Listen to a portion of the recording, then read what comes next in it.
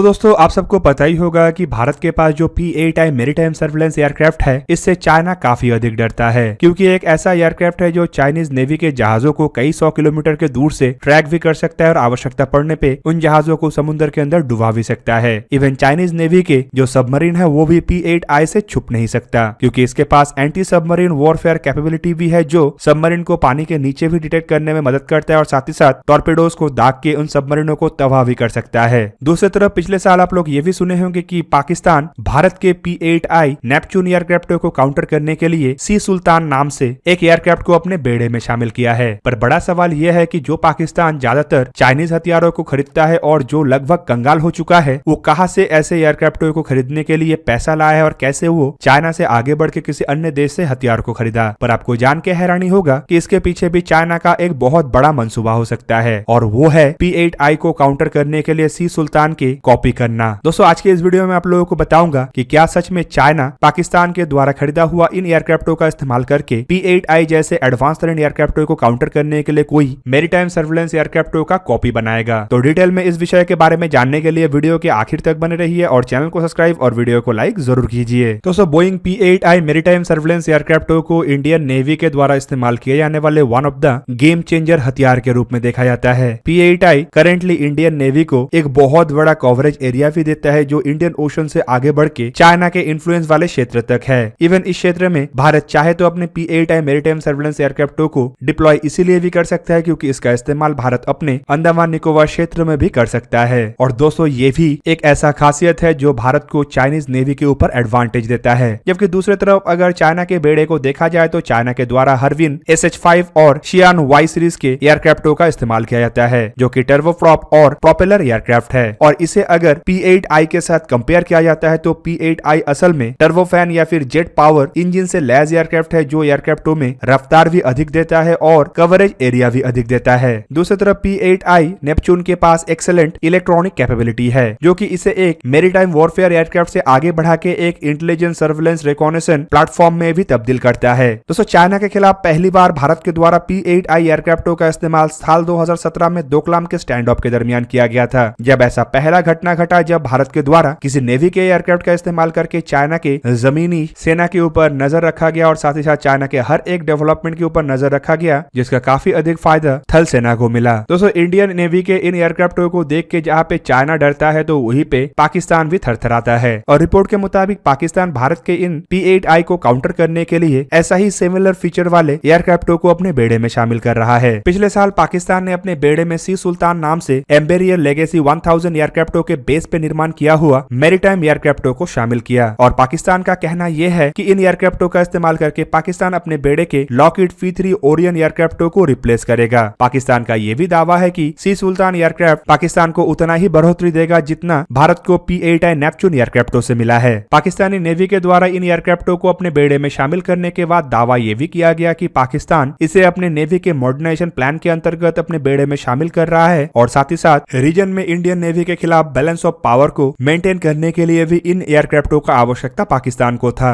दोस्तों ये बात सच है कि पाकिस्तानी नेवी को इन एयरक्राफ्टों से काफी अधिक ताकत मिलेगा, लेकिन ये सरासर गलत है कि इन एयरक्राफ्टों के पास P-8I नेपच्यून जैसे कैपेबिलिटी है। आपको जान के हैरानी होगा कि पाकिस्तान के द्वारा इन एयरक्राफ्टों को हासिल करने के लिए एक तरीके का अस्थायी व्यवस्था का या फिर कहे तो जुगाड़ का सहारा लिया गया। दोस्तों ये जो सी सुल्तान एयरक्राफ्ट है ये असल में एम्बेरियर लेगेसी 1000 सिविलियन एयरक्राफ्ट के बेस पे निर्माण हो रहा है, लेकिन इसमें इस्तेमाल होने वाले एंटी सबमरीन सिस्टमों को इटली के लियोनार्डो कंपनी के तरफ से सप्लाई किया जाएगा और एयरक्राफ्टों को एक कन्वेंशनल एयरक्राफ्ट या फिर एयरलाइनर से एक मिलिट्री एयरक्राफ्ट में तब्दील करने का काम साउथ अफ्रीका के पैरामाउंट ग्रुप की तरफ से किया जाएगा। इवन इस बात से आप लोगों के मन में यह भी सवाल उठ सकता है कि भारत के जो P-8I मैरीटाइम सर्विलेंस एयरक्राफ्ट है ये भी तो बोइंग के 737 एयरलाइन के बेस पे ही निर्माण किया गया है, लेकिन बोइंग के ये P-8I मैरीटाइम एयरक्राफ्ट एक ऐसा एयरक्राफ्ट नहीं है जिसे अलग अलग कंपनी के अलग अलग इक्विपमेंटों के द्वारा जुगाड़ू तरीके से निर्माण किया गया हो, बल्कि ये संपूर्ण एयरक्राफ्ट को ही बोइंग कंपनी के द्वारा निर्माण किया गया है।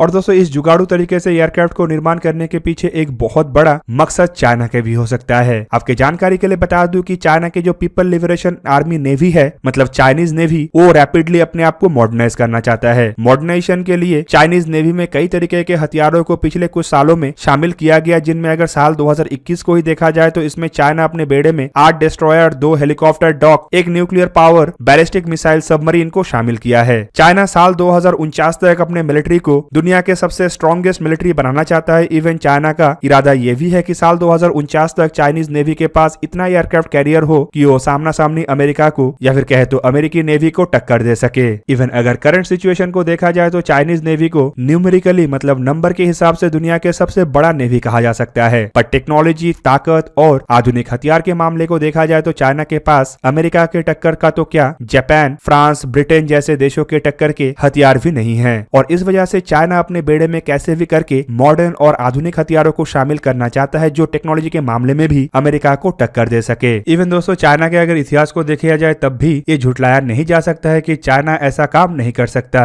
बेसिकली चाइना कई तरीके के हथियारों का डेवलपमेंट अन्य देशों के हथियारों को चोरी करके या उसे कॉपी करके कर चुका है। एग्जाम्पल के रूप में चाइनीज नेवी के न्यूक्लियर सबमरीन से शुरू करके उसके एयरक्राफ्ट कैरियर, एयरफोर्स के फाइटर एयरक्राफ्टों से शुरू करके उसके अनमैन एरियल व्हीकल, हेलीकॉप्टर और आर्मी के टैंक, इन्फेंट्री कॉम्बैट व्हीकल से शुरू करके इवन इन्फेंट्री द्वारा इस्तेमाल किए जाने वाले राइफल तक चाइना ने अन्य देशों से कॉपी करके बनाया है। दूसरी तरफ पाकिस्तान और चाइना के कोलैबोरेशन के तहत पहले भी ऐसे घटनाएं घट चुका है जहां पे चाइना ने हथियारों को कॉपी करने के लिए पाकिस्तान का सहारा लिया। बेसिकली पाकिस्तान के आर्मी के बेड़े में कई तरीके के ऐसे हथियार है जो वेस्टर्न ओरिजिन है और चाइना आसानी से पाकिस्तान से इन हथियारों को हासिल करके उसके एक सस्ते कॉपी बना सकता है। इससे पाकिस्तान को एक तरफ फायदा ये होता है कि इस तरीके के कॉपी से पाकिस्तान को चाइना से कुछ हथियार भी मिल जाता है और कई तरीके के मिलिट्री और इकोनॉमिकल असिस्टेंस भी मिल जाता है। दोस्तों इससे पहले भी पाकिस्तान की मदद से चाइना ने कई तरीके के वेस्टर्न हथियारों को कॉपी किया है। एग्जाम्पल के रूप में चाइना के जो J-10 एयरक्राफ्ट है ये असल में अमेरिकी F-16 से कई तरीके के टेक्नोलॉजीज को लेके बनाया गया है। इवन इसे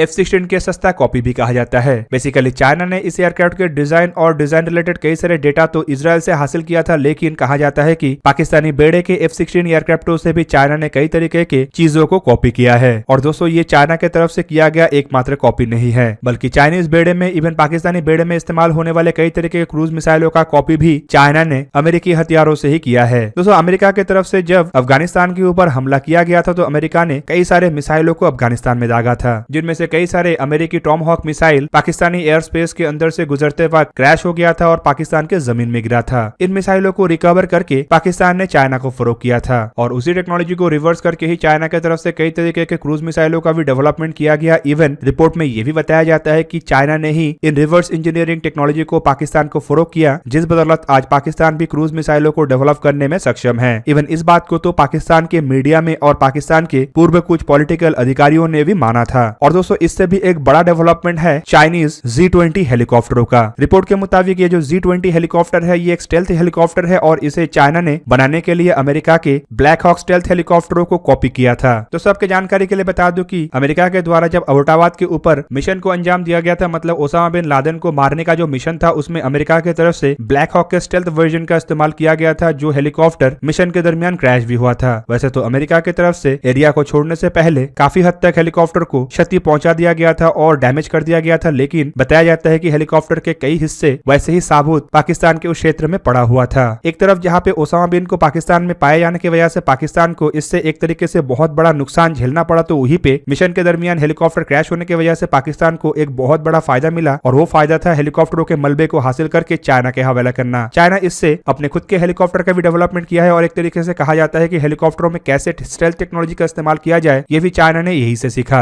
और इसी वजह से ये भी कहना गलत नहीं होगा कि पाकिस्तान असल में जो सी सुल्तान के नाम से एयरक्राफ्ट को अपने बेड़े में वेस्टर्न टेक्नोलॉजी के साथ शामिल कर रहा है, वो असल में कुछ और नहीं बल्कि चाइना के लिए ऐसे सेम एयरक्राफ्ट के रिवर्स इंजीनियरिंग के रास्ते को बनाना है। तो दोस्तों ये था आज का वीडियो। अगर आपको वीडियो अच्छा लगा तो लाइक कीजिए और मेरे चैनल को सब्सक्राइब कीजिए और साथ में बना हुआ बेल आइकन को भी प्रेस कर दीजिए ताकि आप मेरा वीडियो देख पाए सबसे पहले। जय हिंद।